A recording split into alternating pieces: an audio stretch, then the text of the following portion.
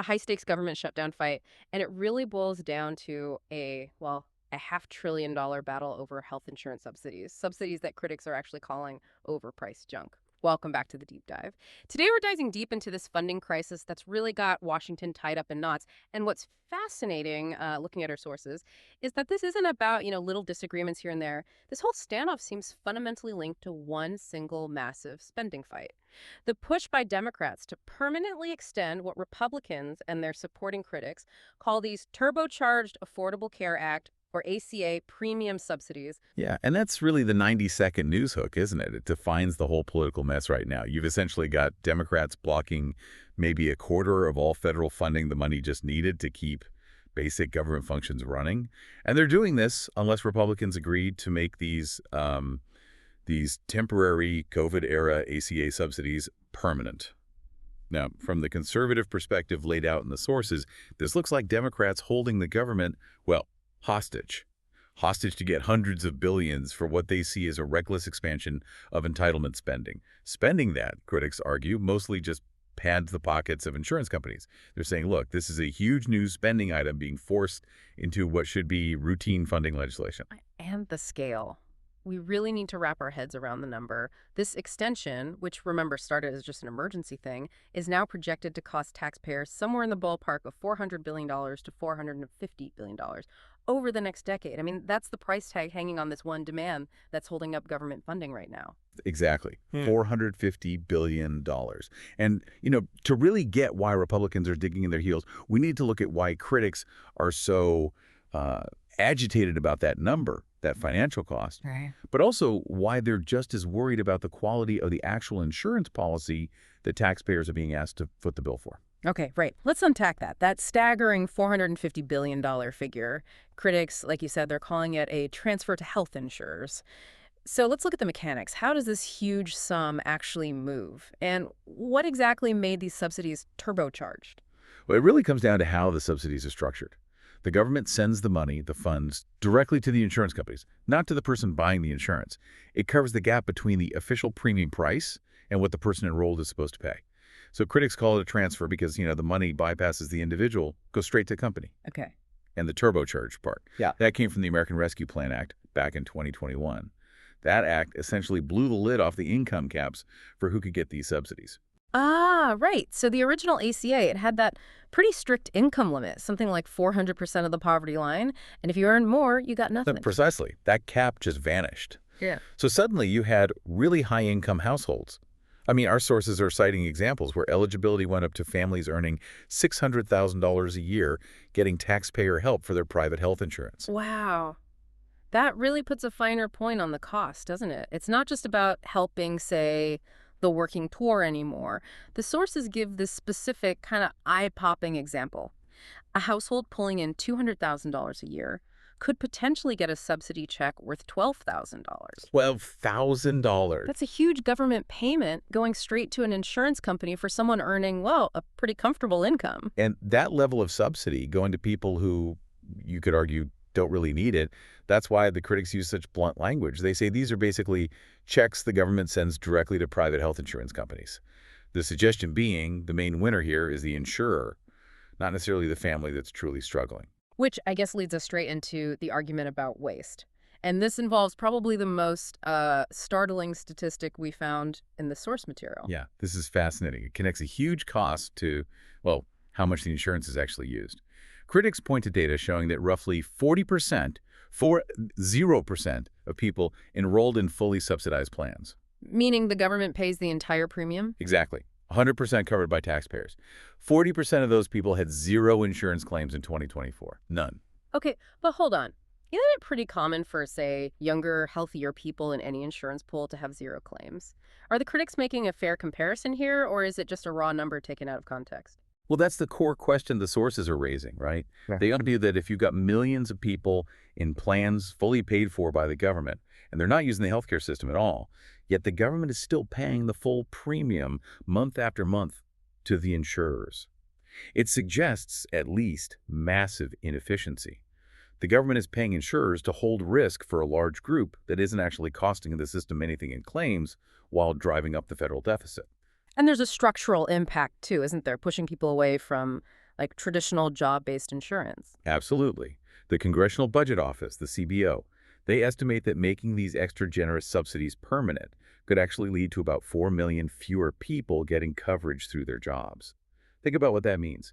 It incentivizes employers potentially to drop coverage, pushes more people onto these subsidized ACA exchanges, and fundamentally shifts the cost from the private sector back onto the taxpayer. Right.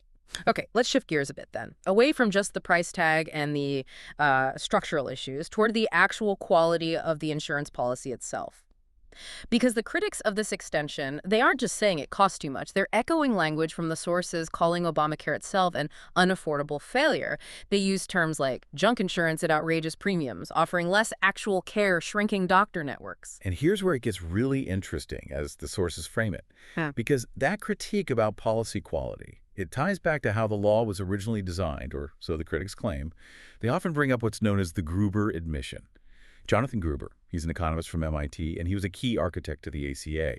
And his admission, which opponents constantly cite, was basically that the law was deliberately structured with complex kind of hidden mechanisms, things like tax hikes disguised as premium payments to hide its true cost, and frankly, its unpopularity from the American public. Oh. The thinking, according to this interpretation, was that if people really understood the full financial hit, the bill never would have passed. So the argument now, from the conservative side, is that Democrats desperately want to make these turbocharged subsidies permanent because they're terrified of what happens if they just expire. Like, if the subsidies go away, people suddenly see the real premium cost, which critics believe will expose the insurance as, well, overpriced junk. Exactly. And then people would just stop signing up, revealing the whole ACA exchange model as a political failure. That's presented as the core political calculus driving this shutdown demand. They're using the fear of consumers seeing their actual bill, the potential rate shock, to force through a permanent, very expensive entitlement expansion. But those arguing against the extension, they push back hard on the idea that letting these expanded subsidies lapse would somehow gut the entire ACA. Yes, they stress that the original framework, the sort of safety net part, that stays in place regardless. Even if these enhanced subsidies for higher earners disappear, the original ACA subsidies are still there and still quite significant for low and moderate income folks. Let's look at those numbers again, because they're important. Even without this temporary boost, someone at 100% of the federal poverty line would still only pay about, what, $3.45 per week for their coverage. That's right. Taxpayers covered 98% of that premium. 98%. And for someone earning more, say 250% of the poverty line, their weekly cost is still projected around $52. The government still covers the majority. So the argument is pretty clear from that side. The core goal of the ACA, helping the poor get coverage that's preserved. This fight is specifically about extending this massive, temporary $500 billion boost, mainly benefiting higher earners. Which brings us right back to the politics of the shutdown itself. Looking at the Republican stance, they keep saying they're fighting for fiscal responsibility and restoring regular order. Yes, and those terms, regular order, they might sound like jargon, but they're important here. For you listening, regular order basically means Congress is supposed to pass 12 separate individual funding bills for different parts of the government each year, debating them one by one.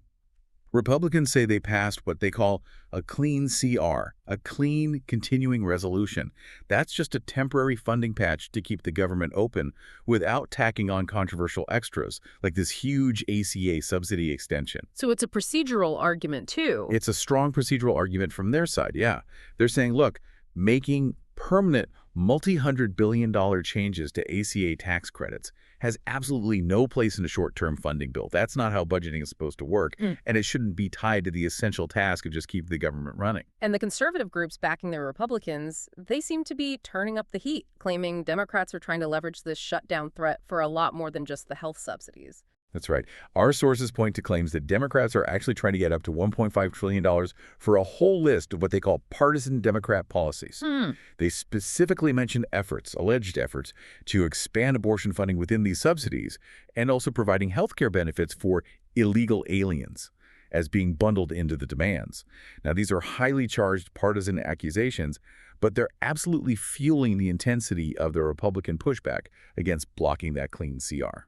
Okay, so if we connect this specific $450 billion fight to the bigger picture, it becomes kind of symbolic, doesn't it? Why does resisting this one thing matter so much in the grand scheme? Well, because the national debt already tops $36 trillion. I mean, that number is just staggering. It's a level of debt we haven't seen relative to our economy since, like, World War II. 36 trillion. And the cost of servicing that debt, just the interest payments, it's exploding. Think about this. Interest payments have already hit $659 billion.